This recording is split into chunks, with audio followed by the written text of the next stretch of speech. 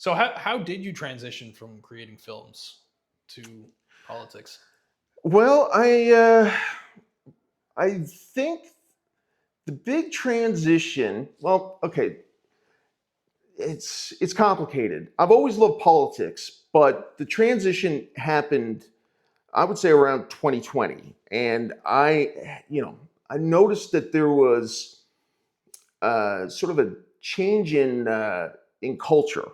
And of course, COVID was going on, but there was a lot of protests that were happening down in the states, and Black Lives Matter was one of them. But there was a lot of cultural shifts happening, and for whatever reason, it also happened up in Canada, even though the same like issues I don't think were quite as heavy.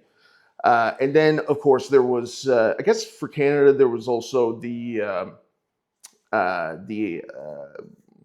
Indigenous children thing that happened in Yeah, BC, and the that was the a big Catholic yes, school and board. and that's I mean, that was very shocking news, and now we're here 5 years later, and it still is it's pretty complicated,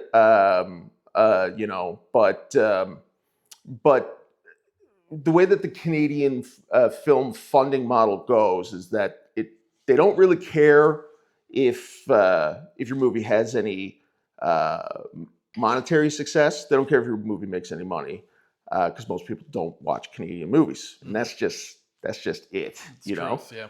And you can find out from a lot of different people different reasons why they think that's the case. I've always felt that because Canadian movies are made by Canadian government grants, they have an agenda, and the agenda changes based on whatever era we're living through. So when I was going up through school, if there was a movie that was made in Newfoundland, it was like heavily fisherman stories, and then at around 2020, the the prerogative, I think, of the federal and provincial governments were to feature more people based on their identity. Big time. Yeah, and and that's fine, but it's also not interesting. I think to a certain extent, uh, people don't want to go to see movies based on the identity of the person that's making it. It should be about story